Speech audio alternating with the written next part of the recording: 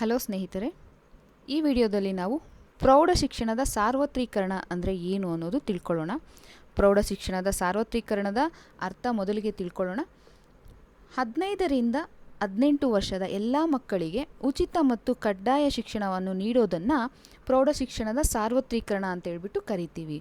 ಅಂದರೆ 15 ವರ್ಷಗಳು ತುಂಬಿದ ಎಲ್ಲ ಮಕ್ಕಳು ಶಾಲೆಯಲ್ಲಿರುವುದು ಯಾವುದೇ ರೀತಿಯ ಜಾತಿ ಭೇದವಿಲ್ಲದೆ, ಮತಭೇದವಿಲ್ಲದೆ, ಲಿಂಗಭೇದವಿಲ್ಲದೆ, ಯಾವುದೇ ರೀತಿಯ ತಾರತಮ್ಯ ತೋರದೆ ಎಲ್ಲ ಮಕ್ಕಳಿಗೂ ಸಹ ಉಚಿತ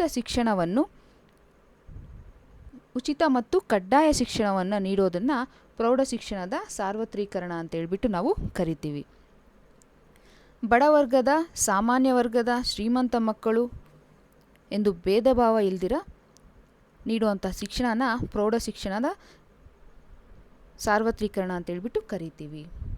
ಇಲ್ಲಿ ಮೂಲಭೂತ ಸೌಲಭ್ಯಗಳನ್ನು ಒದಗಿಸಿ ಬೋಧನಾ ಶುಲ್ಕ, ಪರೀಕ್ಷಾ ಶುಲ್ಕ, ಸಮವಸ್ತ್ರ, ಮಧ್ಯಾಹ್ನದ ಊಟವನ್ನು ಉಚಿತವಾಗಿ ಒದಗಿಸಿ ಎಲ್ಲರಿಗೂ ಸಮವಾಗಿ ಸಾರ್ವತ್ರಿಕವಾಗಿ ನೀಡುವ ಶಿಕ್ಷಣವನ್ನು ಪ್ರೌಢ ಶಿಕ್ಷಣದ ಸಾರ್ವತ್ರೀಕರಣ ಅಂತ ಹೇಳ್ಬಿಟ್ಟು ನಾವು ಕರಿತೀವಿ. ದೇಶದಲ್ಲಿರುವ ಎಲ್ಲ 15ರಿಂದ 18 ವರ್ಷದ ಬಾಲಕ ಮತ್ತು ಬಾಲಕಿಯರಿಗೆ ಪ್ರಾಥಮಿಕ ಶಿಕ್ಷಣವನ್ನು ಉಚಿತವಾಗಿ ಮತ್ತು ಕಡ್ಡಾಯವಾಗಿ ನೀಡುವುದಕ್ಕೆ ಪ್ರಾಥಮಿಕ ಶಿಕ್ಷಣದ ಸಾರ್ವತ್ರೀಕರಣ ಅಂತ ಹೇಳ್ಬಿಟ್ಟು ಕರಿತೀವಿ. ಗೋಪಾಲಕೃಷ್ಣ ಗೋಖಲೆಯವರು ಪ್ರಾಥಮಿಕ ಶಿಕ್ಷಣವನ್ನು ಸಾರ್ವತ್ರೀಕರಣಗೊಳಿಸಲು ಮೊದಲು ಪ್ರಯತ್ನ ಮಾಡಿದರು. ಅನಂತರ ಶಿಕ್ಷಣಕ್ಕಾಗಿ ರಚಿಸಲ್ಪಟ್ಟ ಎಲ್ಲ ನಿಯೋಗಗಳು ಪ್ರಾಥಮಿಕ ಶಿಕ್ಷಣವನ್ನು ಉಚಿತವಾಗಿ ಮತ್ತು ಕಡ್ಡಾಯವಾಗಿ ನೀಡುವ ಮೂಲಕ ಸಾರ್ವತ್ರೀಕರಣಗೊಳಿಸೋದನ್ನು ಬೆಂಬಲಿಸಿವೆ ಅಂತ ಹೇಳ್ಬೋದು. ಮೊದಲಿಗೆ ಯಾರಂದರೆ ಗೋಪಾಲಕೃಷ್ಣ ಗೋಖಲೆಯವರು ಪ್ರಾಥಮಿಕ ಶಿಕ್ಷಣವನ್ನು ಸಾರ್ವತ್ರೀಕರಣಗೊಳಿಸಲು ಪ್ರಯತ್ನ ಮಾಡಿದರು. ಆನಂತರ ಎಲ್ಲ ಶಿಕ್ಷಣ ನಿಯೋಗಗಳು ಪ್ರಾಥಮಿಕ ಶಿಕ್ಷಣವನ್ನು ಉಚಿತ ಮತ್ತು ಕಡ್ಡಾಯವಾಗಿ ನೀಡುವ ಮೂಲಕ ಸಾರ್ವತ್ರೀಕರಣಗೊಳಿಸಿದೆ ಅಂತ ಹೇಳ್ಬೋದು. ದೇಶದಲ್ಲಿ ಇರುವಂತಹ ಮಕ್ಕಳಿಗೆ ಶಿಕ್ಷಣವನ್ನು ನೀಡುವ ಗುರಿಯನ್ನು ಕಾರ್ಯಗತಗೊಳಿಸೋದನ್ನು ಪ್ರಾಥಮಿಕ ಶಿಕ್ಷಣದ ಸಾರ್ವತ್ರೀಕರಣ ಅಂತ ಕರಿತೀವಿ. ಅದೇ ರೀತಿ ದೇಶದಲ್ಲಿರುವ ಎಲ್ಲ ಮಕ್ಕಳಿಗೂ, ಪ್ರೌಢ ಮಕ್ಕಳಿಗೆ ಉಚಿತ ಮತ್ತು ಕಡ್ಡಾಯ ಶಿಕ್ಷಣ ನೀಡೋದನ್ನು ಪ್ರೌಢ ಶಿಕ್ಷಣ ಸಾರ್ವತ್ರೀಕರಣ ಅಂತ ಹೇಳ್ಬಿಟ್ಟು ಕರಿತೀವಿ. ಸಮಾನವಾದ ಶೈಕ್ಷಣಿಕ ಅವಕಾಶಗಳನ್ನು ಕಲ್ಪಿಸೋದು ಈ ಒಂದು ಸಾರ್ವತ್ರೀಕರಣದ ಉದ್ದೇಶ ಅಂತ ಹೇಳ್ಬಿಟ್ಟು ನಾವು ಹೇಳ್ಬೋದು. ಈ ರೀತಿ ಶೈಕ್ಷಣಿಕ ಅವಕಾಶಗಳನ್ನು ಕಲ್ಪಿಸಲು ಹಮ್ಮಿಕೊಂಡಿರುವಂಥ ಉಚಿತ ಮತ್ತು ಕಡ್ಡಾಯ ಶಿಕ್ಷಣವನ್ನು 15ರಿಂದ 18 ವರ್ಷದ ಪ್ರಾಯದವರಿಗಾಗಿ ನೀಡುವಂತಹ ಒಂದು ಶಿಕ್ಷಣದ ಕಾರ್ಯ ಅಂತ ಹೇಳ್ಬಿಟ್ಟು ಕರಿಬೋದು. ದೇಶದಲ್ಲಿ ಅನಕ್ಷರತೆಯನ್ನು ಹೋಗಲಾಡಿಸಿ ಸಾಕ್ಷರತೆಯನ್ನು ಸಾಧಿಸುವಂತಹ ಪ್ರಾಥಮಿಕ ಹಂತದ ಶೈಕ್ಷಣಿಕ ಕಾರ್ಯಕ್ರಮವನ್ನು ಪ್ರೌಢ ಶಿಕ್ಷಣದ ಸಾರ್ವತ್ರೀಕರಣ ಅಂತ ಹೇಳ್ಬಿಟ್ಟು ನಾವು ಕರಿತೀವಿ. ಅಂದರೆ ಇಲ್ಲಿ ಯಾವುದೇ ರೀತಿಯ ಜಾತಿ ಭೇದ ಇರೋದಿಲ್ಲ. ಅಂದರೆ ಎಲ್ಲ ಜಾತಿಯ ಮಕ್ಕಳಿಗೂ ಸಮಾನವಾದ ವಿದ್ಯೆಯ ಅವಕಾಶ ಇರುತ್ತೆ. ಯಾವುದೇ ರೀತಿಯ ಮತಭೇದ ಇರುವುದಿಲ್ಲ, ಯಾವ ಧರ್ಮದ ಭೇದ ಸಹ ಇರೋದಿಲ್ಲ. ಎಲ್ಲರೂ ಸಹ ಒಂದೇ ಸೂರಿನಡಿ ಉಚಿತ ಮತ್ತು ಕಡ್ಡಾಯವಾಗಿ ಶಿಕ್ಷಣವನ್ನು ಪಡೀತಾರೆ. ಅದೇ ರೀತಿ ಲಿಂಗಭೇದವಿಲ್ಲದೆ, ಅಂದರೆ ಇದು ಗಂಡ್ಮಗು ಇದು ಹೆಣ್ಮಗು ಅನ್ನೋಂಥ ಲಿಂಗಭೇದವಿಲ್ಲದೆ ಸಮಾನವಾದ ಅವಕಾಶ ಇರುತ್ತೆ. ಆರ್ಥಿಕ ಮತ್ತು ಸ್ಥಿತಿ ಭೇದವಿಲ್ಲದೆ, ಅವರು ಬಡವರಾಗಿರ್ಬೋದು ಇಲ್ಲ ಶ್ರೀಮಂತರಾಗಿರ್ಬೋದು, ಎಲ್ಲರಿಗೂ ಸಹ ಒಂದೇ ರೀತಿಯ ಒಂದು ಶಿಕ್ಷಣವನ್ನು ನೀಡ್ತಾರೆ ಅಂತ ಹೇಳ್ಬೋದು ನಾವು. ಈ ಒಂದು ಉಚಿತ ಶಿಕ್ಷಣದ ಅಂಶಗಳು ಅಂದರೆ ಈ ಸಾರ್ವತ್ರೀಕರಣದಲ್ಲಿ ಮುಖ್ಯವಾಗಿ ನಾವು ಏನನ್ನು ನೋಡ್ಬೋದು, ಏನೆಲ್ಲ ಮಕ್ಕಳಿಗೆ ಸಿಗುತ್ತೆ ಅಂದರೆ ಪಠ್ಯಪುಸ್ತಕಗಳು, ಉಚಿತವಾದಂತಹ ಪಠ್ಯಪುಸ್ತಕಗಳು, ಎಲ್ಲ ವಿಷಯಗಳ ಉಚಿತ ಪಠ್ಯಪುಸ್ತಕಗಳು ಮಕ್ಕಳಿಗೆ ಸಿಗುತ್ತೆ. ಉಚಿತವಾದಂಥ ಶಾಲಾ ಸಮವಸ್ತ್ರ ಸಿಗುತ್ತೆ. ಮಧ್ಯಾಹ್ನದ ಊಟ, ಪೌಷ್ಟಿಕ ಮತ್ತು ಮಧ್ಯಾಹ್ನದ ಉಚಿತ ಭೋಜನ ಸಹ ಸಿಗುತ್ತೆ. ಅದೇ ರೀತಿ ಯಾವುದೇ ರೀತಿಯ ಪರೀಕ್ಷಾ ಶುಲ್ಕ ಅಥವಾ ಶಾಲಾ ಶುಲ್ಕ ಈ ಮಕ್ಕಳಿಗೆ ಇರೋದಿಲ್ಲ ಅಂತ ಹೇಳ್ಬಿಟ್ಟು ನಾವು ಹೇಳ್ಬೋದು. ಅಷ್ಟೇ ಅಲ್ಲದೆ ಇದರಿಂದ ಪ್ರೌಢ ಶಿಕ್ಷಣದಿಂದ ಕೆಲವೊಂದು ಮೂಲಭೂತ ಸೌಲಭ್ಯಗಳನ್ನು ಸಹ ಒದಗಿಸಿದ್ದಾರೆ.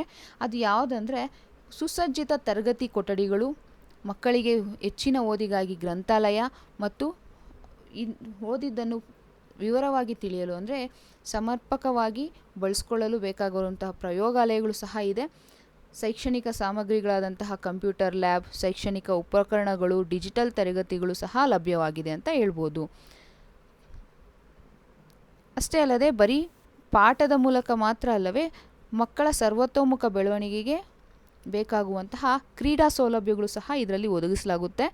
ಆಟದ ಮೈದಾನ, ಕ್ರೀಡಾ ಸಾಮಗ್ರಿಗಳು, ಯೋಗ ಮತ್ತು ಧ್ಯಾನ ಕೇಂದ್ರ ಇವೆಲ್ಲ ಸಹ ಈ ಒಂದು ಶಿಕ್ಷಣದ ಅಡಿಯಲ್ಲಿ ನಾವು ಸಿಗುತ್ತೆ ಅಂತ ಹೇಳ್ಬೋದು.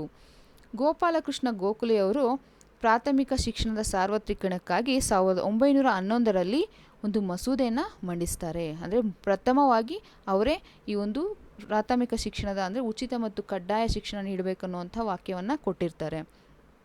ಇದರ ಉದ್ದೇಶ ಏನಂದರೆ 4ರಿಂದ 10 ವರ್ಷದ ಎಲ್ಲ ಮಕ್ಕಳಿಗೂ ಸಹ ಉಚಿತ ಮತ್ತು ಕಡ್ಡಾಯ ಶಿಕ್ಷಣ ನೀಡೋದಾಗಿದೆ.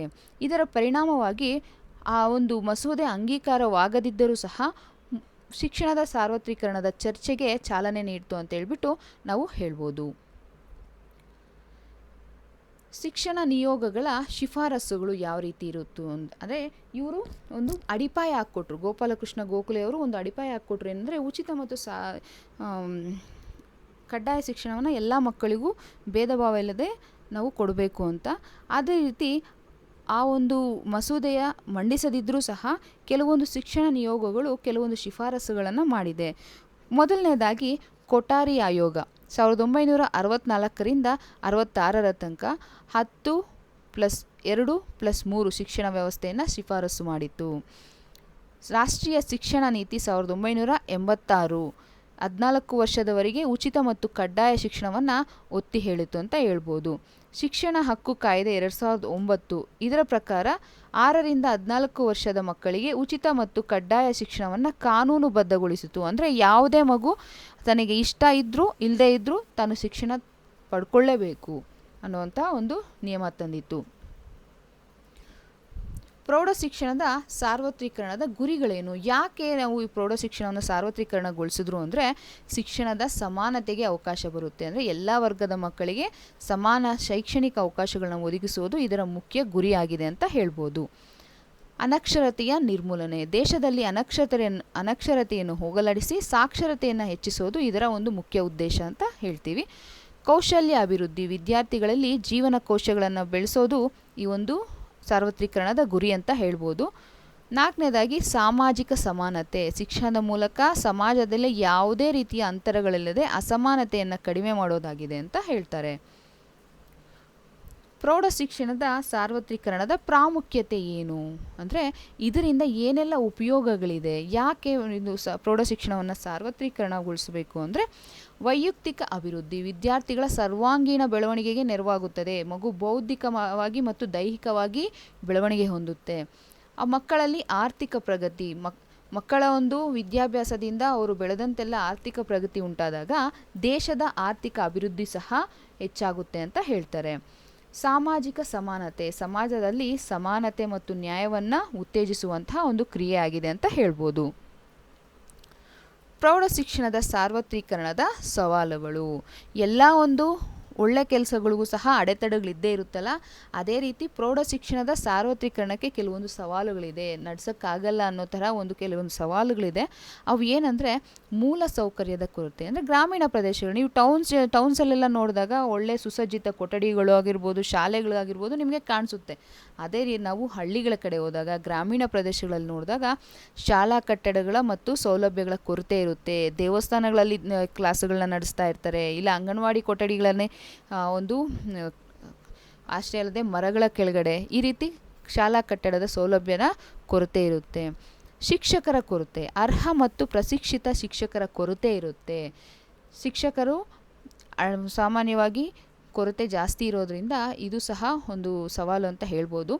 ಆರ್ಥಿಕ ಸವಾಲುಗಳು. ಶಿಕ್ಷಣ ಕ್ಷೇತ್ರಕ್ಕೆ ಸಾಕಷ್ಟು ಹಣಕಾಸಿನ ಹೂಡಿಕೆಯ ಕೊರತೆ ಇದೆ ಅಂತ ಹೇಳ್ಬೋದು. ಸಾಮಾಜಿಕ ಅಡೆತಡೆಗಳು. ನಾವು ನೋಡಿರ್ಬೋದು, ಬಾಲ್ಯ ವಿವಾಹ, ಬಾಲಕಾರ್ಮಿಕ ಪದ್ಧತಿ ಇವಾಗ ತುಂಬ ಕಡಿಮೆ ಆಗಿದೆ, ಆದರೆ ಫಸ್ಟೆಲ್ಲ ತುಂಬ ಜಾಸ್ತಿ ಇತ್ತು. ಸೊ ಇಂತಹ ಒಂದು ಅಡೆತಡೆಗಳು ಮಕ್ಕಳ ಪ್ರೌಢ ಶಿಕ್ಷಣದ ಸಾರ್ವತ್ರೀಕರಣಕ್ಕೆ ಒಂದು ಸವಾಲು ಅಂತ ಹೇಳ್ಬೋದು. ಪ್ರೌಢ ಶಿಕ್ಷಣದ ಸಾರ್ವತ್ರೀಕರಣ ಯಾವ ರೀತಿ ವರ್ಷದಿಂದ ವರ್ಷಕ್ಕೆ ಯಾವ ರೀತಿ ಸಾಗ್ತು ಅಂದರೆ 2001ರಲ್ಲಿ ದಾಖಲಾತಿಯ ಒಂದು ಪ್ರಮಾಣ 58% ಇತ್ತು. ಸಾಕ್ಷರತೆಯ ಪ್ರಮಾಣ 64% ಇತ್ತು. ಆದರೆ ಅದು 2011ರಷ್ಟೊತ್ತಿಗೆ 74% ಆಯಿತು. ದಾಖಲಾತಿ ಅನ್ನೋದು 74 ಆಯಿತು. ಸಾಕ್ಷರತೆ ಸಹ 74% ಆಯಿತು. 2021ರ ವೇಳೆಗೆ ಇನ್ನೊಂದು ಹೆಜ್ಜೆ ಮುಂದಿಟ್ಟು 81%ಗೆ ದಾಖಲಾತಿ ಆಯಿತು. 77% ಸಾಕ್ಷರತಾ ದರ ಉಂಟಾಯಿತು ಅಂತ ಹೇಳ್ಬೋದು ನಾವು. ಪ್ರೌಢ ಶಿಕ್ಷಣದ ಸಾರ್ವತ್ರೀಕರಣದ ಯೋಜನೆಗಳು ಯಾವ್ಯಾವು ಅಂತ. ಪ್ರೌಢ ಶಿಕ್ಷಣ ಸಾರ್ವತ್ರೀಕರಣಗೊಳಿಸೋಕ್ಕೆ ಇರುವಂಥ ಯೋಜನೆಗಳು ಯಾವ್ಯಾವುದು ಅಂದರೆ ಸರ್ವ ಶಿಕ್ಷಣ ಅಭಿಯಾನ, ನೀವು SSA ಅಂತ ಏನು ಕರೀತೀರ, ಸರ್ವ ಶಿಕ್ಷಣ ಅಭಿಯಾನ. ಪ್ರಾಥಮಿಕ ಶಿಕ್ಷಣದ ಸಾರ್ವತ್ರೀಕರಣಕ್ಕಾಗಿ ಕೇಂದ್ರ ಸರ್ಕಾರ ರೂಪಿಸಿರುವಂಥ ಯೋಜನೆ ಇದಾಗಿದೆ. ರಾಷ್ಟ್ರೀಯ ಮಾಧ್ಯಮಿಕ ಶಿಕ್ಷಾ ಅಭಿಯಾನ, ಪ್ರೌಢ ಶಿಕ್ಷಣದ ಸಾರ್ವತ್ರೀಕರಣಕ್ಕಾಗಿ ಕೇಂದ್ರ ಸರ್ಕಾರದ ಯೋಜನೆ ಸಹ ಇದು ಆಗಿದೆ. ಮಧ್ಯಾಹ್ನದ ಉಪಹಾರ ಯೋಜನೆ, ಶಾಲಾ ಮಕ್ಕಳಿಗೆ ಉಚಿತ ಮತ್ತು ಪೌಷ್ಟಿಕ ಆಹಾರ ನೀಡುವಂಥ ಯೋಜನೆ ಇದಾಗಿದೆ. ಮಧ್ಯಾಹ್ನ ಅಂದರೆ ಬಿಸಿ ಊಟದ ಯೋಜನೆ. ಪ್ರೌಢ ಶಿಕ್ಷಣದ ಸಾರ್ವತ್ರೀಕರಣದಲ್ಲಿ ತಂತ್ರಜ್ಞಾನದ ಪಾತ್ರ ಎಷ್ಟಿದೆ ಅಂದರೆ, ಮಕ್ಕಳು ಡಿಜಿಟಲ್ ಕಲಿಕೆ ಅನ್ನೋದು ಇವಾಗ ನಾವು ಸರ್ವೇ ಸಾಮಾನ್ಯವಾಗಿ ನೋಡ್ತೀವಿ. ಅಂದರೆ ಆನ್ಲೈನ್ ಕೋರ್ಸುಗಳ ಮುಖಾಂತರ ಕಲಿತಾ ಇದ್ದಾರೆ. ಈ ಪುಸ್ತಕಗಳು ಅಂದರೆ ಇಂಟರ್ನೆಟ್ ಪುಸ್ತಕಗಳು ಸಹ ಸಿಗ್ತಾ ಇದೆ. ಶೈಕ್ಷಣಿಕವಾದಂಥ ಹಲವಾರು ಆ್ಯಪ್ಗಳು ಸಹ ಇವಾಗ ಅವೈಲಬಲ್ ಇದೆ ಅಂತ ಹೇಳ್ಬೋದು. ದೂರ ಶಿಕ್ಷಣ, ವರ್ಚುವಲ್ ತರಗತಿಗಳು, ವೆಬಿನಾರ್ಗಳು, ಆನ್ಲೈನ್ ಮೌಲ್ಯಮಾಪನ ಇವೆಲ್ಲ ಸಹ ದೂರ ಶಿಕ್ಷಣದಲ್ಲಿ ಮುಖ್ಯವಾಗಿ ನಾವು ನೋಡ್ಬೋದು. ಸಂಪನ್ಮೂಲಗಳ ವಿತರಣೆ, ಡಿಜಿಟಲ್ ಲೈಬ್ರರಿಗಳ ಮುಖಾಂತರ ಕೂತಿರೋ ಕಡೆನೇ ನಾವು ನಮಗೆ ಬೇಕಾದಂತಹ ಪುಸ್ತಕವನ್ನು ಓದ್ಬೋದು. ಶೈಕ್ಷಣಿಕ ವಿಡಿಯೋಗಳು, ಯೂಟ್ಯೂಬ್ ಆಗಿರ್ಬೋದು, ಯಾವುದೇ ಒಂದು ಸೋರ್ಸಲ್ಲಿ ನೋಡಿ ನಾವು ಶೈಕ್ಷಣಿಕವಾದಂಥ ವಿಡಿಯೋಗಳನ್ನು ನೋಡಿ ಕಲಿಬೋದು. ಇಂಟ್ರ್ಯಾಕ್ಟಿವ್ ಕಲಿಕಾ ಸಾಧನಗಳ ಮೂಲಕ ಸಹ ಈ ಒಂದು ಸಾರ್ವತ್ರೀಕರಣದಲ್ಲಿ ಮುಖ್ಯ ಭಾಗ ವಹಿಸುತ್ತೆ ಅಂತ ಹೇಳ್ಬಿಟ್ಟು ನಾವು ಹೇಳ್ಬೋದು. ಪ್ರೌಢ ಶಿಕ್ಷಣ ಸಾರ್ವತ್ರೀಕರಣದಲ್ಲಿ ಸಮುದಾಯದ ಪಾತ್ರ ಹೇಗಿದೆ ಅಂದರೆ, ಜಾಗೃತಿಯನ್ನು ಮೂಡಿಸುತ್ತೆ. ಶಿಕ್ಷಣದ ಮಹತ್ವದ ಬಗ್ಗೆ ಸಮುದಾಯದಲ್ಲಿ ಅಂದರೆ ಜನರಲ್ಲಿ ಒಂದು ಅರಿವು ಮೂಡಿಸುತ್ತೆ. ಸಂಪನ್ಮೂಲದ ಸಂಗ್ರಹಣೆ ಆಗುತ್ತೆ. ಶಾಲೆಯ ಅಭಿವೃದ್ಧಿಗಾಗಿ ಸಂಪನ್ಮೂಲಗಳನ್ನು, ಫಂಡ್ಸ್ ಆಗಿರ್ಬೋದು, ಈಗ ನೋಡಿರ್ಬೋದು ನೀವು NGOs ಬಂದು ಸ್ಕೂಲ್ಸ್ನ ಅಭಿವೃದ್ಧಿ ಮಾಡ್ತಾ ಇರ್ತಾರೆ. ಇಲ್ಲ ಯಾವುದೋ ಒಂದು ವಿಪ್ರೋ, ಇನ್ಫೋಸಿಸ್ ಆ ಥರ ಕಂಪ್ನಿಗಳು ಯಾವುದಾದ್ರೂ ಒಂದು ಸರ್ಕಾರಿ ಶಾಲೆಗೆ ಏನು ಮಾಡ್ತಾರೆ, ಅನುದಾನಗಳನ್ನು ನೀಡಿ ಅವುಗಳ ಅಭಿವೃದ್ಧಿಗೆ ಸಹಕರಿಸ್ತಾರೆ. ಈ ರೀತಿ ಸಂಪನ್ಮೂಲಗಳ ಸಂಗ್ರಹಣೆ ಸಹ ಮಾಡಬೇಕಾಗುತ್ತೆ.